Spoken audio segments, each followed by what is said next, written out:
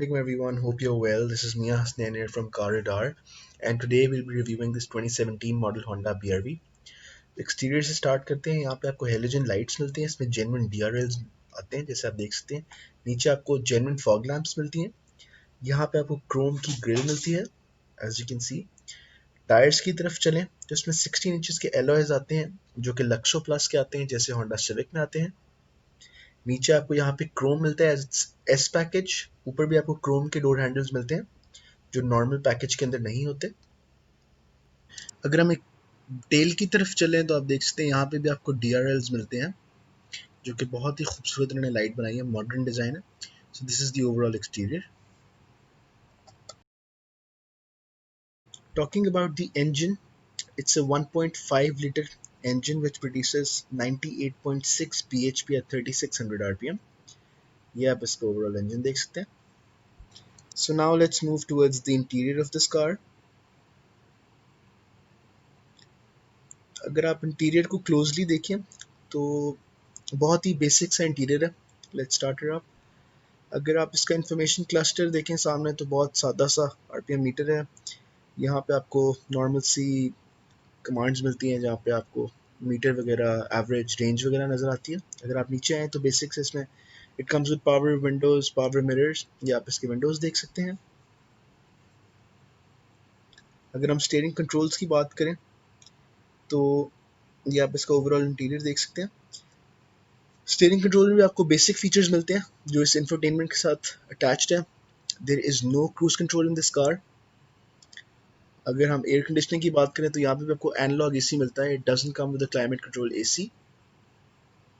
यहाँ पे आपको कप होल्डर्स मिलते हैं।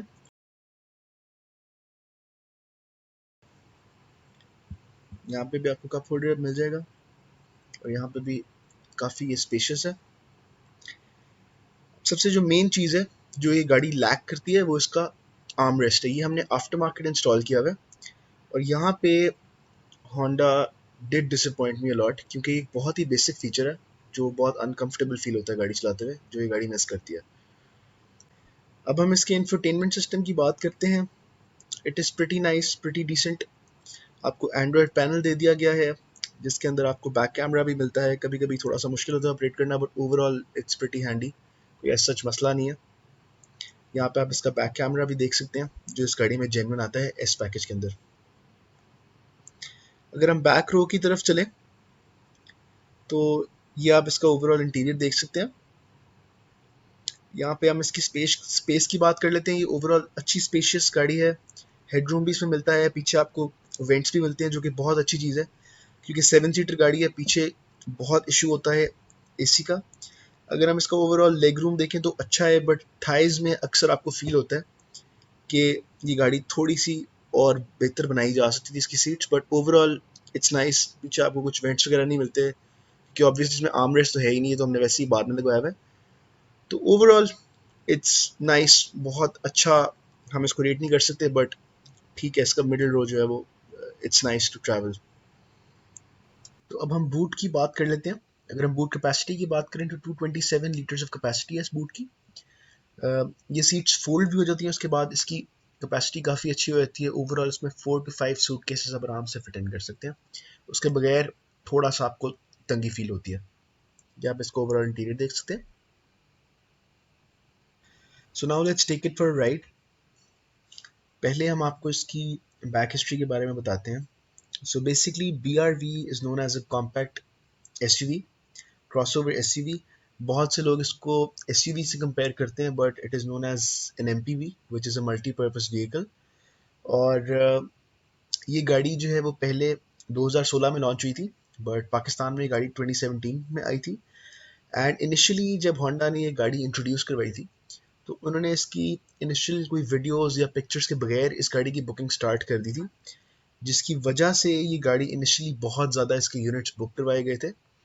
एंड अगर मैं अपना डिसीजन की बात करूं कि मैंने ये गाड़ी क्यों ख़रीदी, तो इनिशियली मैंने भी ये गाड़ी को डिसाइड किया था कि मैं लूँगा, but I stop my self और मैंने सोचा था कि पहले मैं जाके खुद इन पर्सन ये गाड़ी देखूंगा और उसके बाद I will come up with a decision.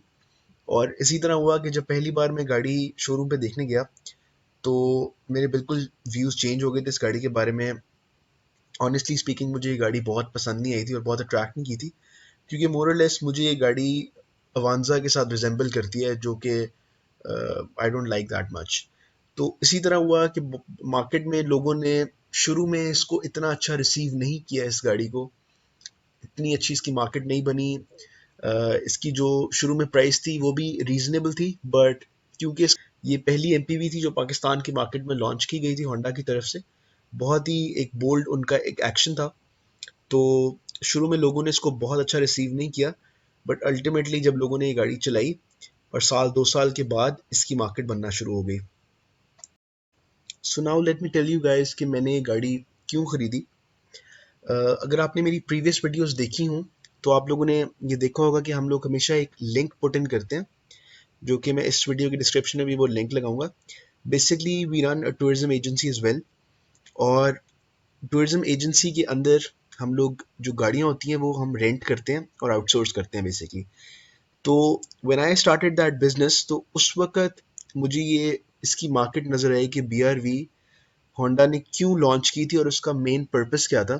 तो ये बेसिकली होंडा की तरफ से उसकी ये पहली ऑफ रोडर गाड़ी है। अगर आप होंडा की दूसरी गाड़ियों की तरफ नज़र रखें, अकॉर्ड, सिविक, सिटी, जितनी भी होंडा की गाड़ियाँ हैं वो हमेशा बहुत लोअर्ड गाड़ियाँ कंसिडर की जाती हैं, क्योंकि उनकी सस्पेंशन, उनकी रोड क्लियरेंस बहुत कम है। तो माउंटेन वाले एरियाज में बहुत ही आपको इशू होता है। तो ये इस गाड़ी का मेन पर्पस है, जिसकी वजह से अल्टीमेटली ये गाड़ी पाकिस्तान में कामयाब होना शुरू हो गई है। और क्यों इस गाड़ी ने अपनी रीसेल बनाई है, वो इसी वजह से बनाई है कि आप इसको आंखें बंद करके आप इसको माउंटेन्स में लेके जा सकते हैं। और इसका सबसे जो इम्पोर्टेंट फैक्टर है कि गाड़ी की एकदम पिछले 1 डेढ़ साल के अंदर इसको जो बूम मिला है, उसकी वजह ये है कि you can actually earn money if you have a BRV। अब इसमें करना ये होगा कि अगर आपके पास कोई भी स्पेयर गाड़ी, आपके पास एक और गाड़ी है, तो आप हमें भी कांटेक्ट कर सकते हैं। आप अपनी ये गाड़ी रेंट पे दे सकते हैं। आपको easily 5 to 6 thousand per day आप इस गाड़ी से कमा सकते हैं। अब फॉर एग्जांपल अगर आप ट्रिप की बात करते हैं, तो एक 5 to 6 डेज का ट्रिप है। अगर आपने अपनी गाड़ी इस ट्रिप पे भेजी, तो आप इजीली 35,000 विद इन 5 6 डेज कमा सकते हैं, जो कि बहुत एक रीजनेबल प्राइस है। और इसी की वजह से बहुत से लोगों ने इसके अंदर इन्वेस्ट भी किया है। तो ये गाड़ी जो है ना वो विद इन सिटी ट्रैवल करने के लिए भी बहुत अच्छी चल रही है इस वक्त। तो ये इसका मेन पर्पस था कि हमने ये गाड़ी क्यों खरीदी।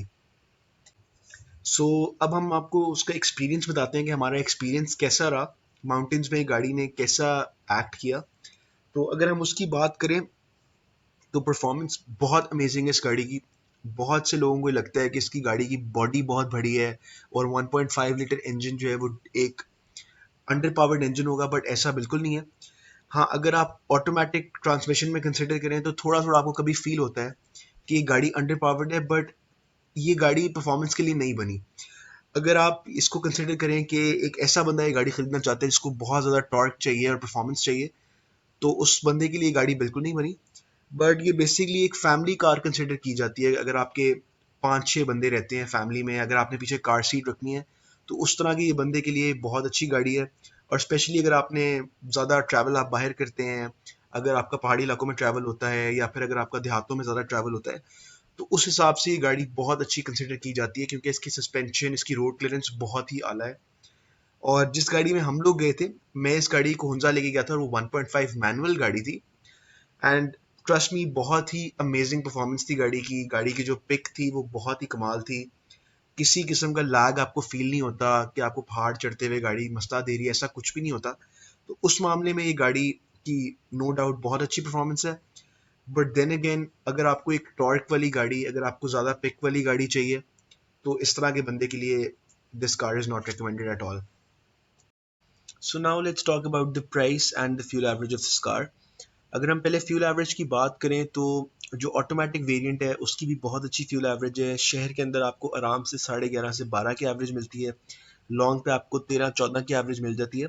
और जो मैनुअल वाली गाड़ी है स्पेसिफिकली, उसकी जो average age being a manual बहुत ही अमेजिंग एवरेज है। लॉन्ग पे आपको आपकी गाड़ी 16 17 तक भी चली जाती है अगर आप 120 के करीब गाड़ी चलाएं। अब हम इसकी प्राइस की बात कर लेते हैं। इनिशियली जब ये गाड़ी लॉन्च हुई थी, तो उस वक्त ये गाड़ी 22 से 23 लाख रुपए की गाड़ी थी, डिपेंडिंग ऑन द वेरिएंट्स। हमने ये गाड़ी ऑलमोस्ट 6 मंथ्स पहले ये खरीदी थी और उस वक्त हमने ये गाड़ी 26 की ली थी। इस वक्त इस गाड़ी की प्राइस जो है वो ये 28 साढ़े 28 की गाड़ी बिकती है। बट अगर हम नई गाड़ी की प्राइस की बात करें तो अब इसकी प्राइस 3.5 मिलियन को टच कर गई है ऑन रोड प्राइस, जो कि मेरा ख्याल से कि अब ये जस्टिफाइड प्राइस नहीं है। और इस प्राइस रेंज के अंदर I would not recommend it to you, क्योंकि उसमें आपको पास और भी काफ़ी ज़्यादा ऑप्शंस आ सकती हैं। So I think that is it for today's review. Do let us know in the comment section अगर आपको लगता है हमने कुछ मिस किया, हमें ज़रूर बताएं। Thanks a lot for watching this video, and if you haven't subscribed at the moment, do subscribe the channel and press the bell icon so that we can keep you updated. Thank you so much. Allah Hafiz.